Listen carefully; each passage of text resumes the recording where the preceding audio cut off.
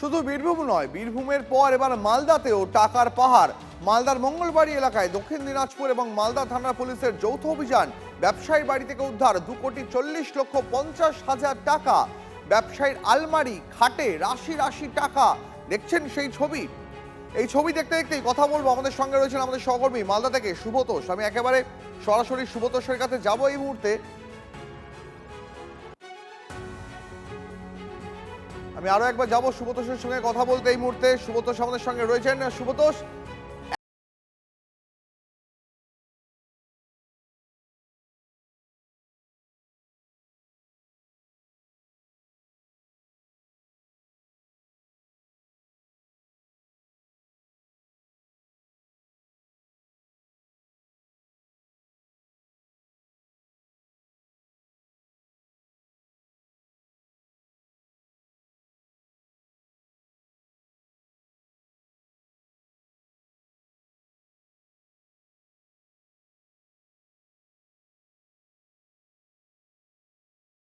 তাকে আটক করা হয়েছে। বাড়ির পাশে গুদাম থেকে 9,000 বোতল কাপ সিরাপ উদ্ধার হয়েছে। গত রবিবার দক্ষিণ দিনাজপুরের মেহেন্দ্রি পাড়ায় অভিযান চালিয়ে প্রায় 1,500 বোতল নিষিদ্ধ কাপ সিরাপ বাজেয়াপ্ত করে পুলিশ। 4 জনকে গ্রেপ্তার করা হয়। ধৃতদের জেরা করেই মালদায় ব্যবসায়ী বাড়িতে আজ হানা দেয় পুলিশের যৌথ বাহিনী। আমাদের সঙ্গে সুব্রতোষ রয়েছেন টেলিফোনে এই মুহূর্তে। সুব্রতোষ, একজনের বাড়ি থেকে প্রায় 2.5 কোটি টাকা উদ্ধার হলো। ওই ব্যবসায়ীর কি পরিচয়? রাজনৈতিক যোগাযোগ কাদের কাদের সঙ্গে? ওই বাড়িতে কারা যাতায়াত করত? এবং এত টাকা, নগদ টাকা সেখানে লুকানো ছিল কি কারণে? এই আবাসনের মধ্যে নিচে এবং এই আবাসনের ভেতরেই সেখানে সে ভাড়া নিয়েছিল। নাম হচ্ছে যে বাড়ির মালিক, এটা বাড়ির মালিক হচ্ছে দিলীপ সাহা। এবং সেই দিলীপ সাহার যে ব্যাকগ্রাউন্ড রয়েছে, দিলীপ সাহা কিন্তু পরিচিত তৃণমূলের নেতা এখানকার। তিনি একসময় তৃণমূলের ব্লক প্রেসিডেন্টও ছিলেন। এবং তার প্রতিবেশীরা, বিশেষ করে তার উল্টো দিকের বাসিন্দা আরেকজন ফ্ল্যাটের যে বাসিন্দা রয়েছেন রবীন্দ্রনাথ গুপ্ত বা অন্যান্য প্রতিবেশীরাও তারা এটা বলছেন যে এই দিলীপ সাহা কিন্তু এখানকার প্রাক্তন চেয়ারম্যান ওলমালদার কার্তিক ঘোষ, এমনকি ইংরেজবাজার পুরসভার চেয়ারম্যান কৃষ্ণেন্দু নারায়ণ চৌধুরী, তাদের সাথে তার ঘনিষ্ঠ যোগাযোগ। বিভিন্ন তৃণমূলের কর্মসূচিতে তাকে দেখা গেছে।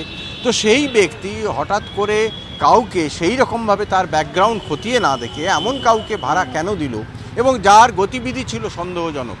প্রতিবেশীরাই বলছেন, তার ফ্ল্যাটের উল্টো দিকের বাসিন্দারাই বলছেন যে তার গতিবিধি এক এক সময় কখনো কখনো এক একজন মহিলাকেও দেখা গেছে তার সঙ্গে। এবং ভেতরে দরজাও নিয়মিতভাবে বন্ধ থাকতো, হঠাৎ হঠাৎ করে আসতো। ভেতরে সবসময় কোনো না কোনো কাজ চলতো এবং ফার্নিচার বানানো হতো। এবং যেখানে ভেতরে যেভাবে লকার বা অন্যান্য কিছুগুলো তৈরি করা হয়েছে, তাতে এরা বলছেন এবং ফ্ল্যাটের বাসিন্দারাই বলছেন যে মূলত এই বাড়িটা বা ফ্ল্যাটটা ভাড়াই নেওয়া হয়েছিল টাকা রাখার জন্য। টাকা এবং মানে সোনা ইত্যাদি রাখার জন্য, বিশেষ করে ক্যাশ টাকা, যেটা প্রচুর পরিমাণে পাওয়া যায়। এর আগেও মাদক পাচারের ক্ষেত্রে এই ধরনের টাকা কিন্তু পাওয়া গেছে, এখানে গাজলে পাওয়া গেছে, এবং সেই চক্রটাই এখানে কাজ করছিল।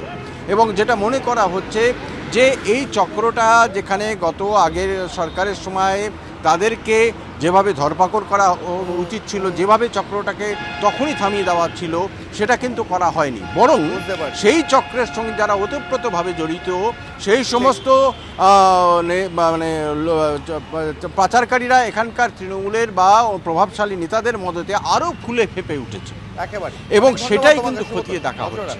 এবং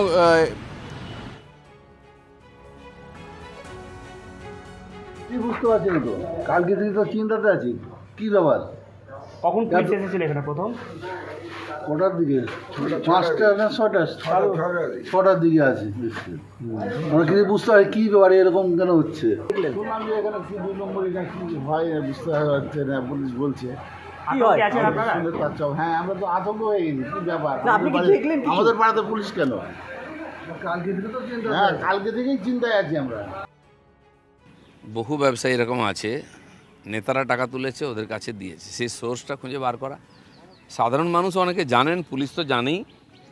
ধীরে ধীরে পৌঁছবে হাত আস্তে আস্তে সারা পশ্চিমবঙ্গ জুড়ে। এই যে সরকারি হাজার হাজার কোটি টাকা এসেছে কেন্দ্র থেকে, তার কোনো হিসাব নেই, তার কোনো খরচের কোথায় খরচা হলো কেউ জানে না। সমস্ত ডিপার্টমেন্টে সেই মানে ফান্ডই নেওয়া হতো যেটা লুট করা যাবে। নাহলে আমাদের পঞ্চায়েত বিভাগেও বহু ফান্ড আছে, তার কাজ করে হিসাব দিতে হবে বলে সে ফান্ডই না হতো না।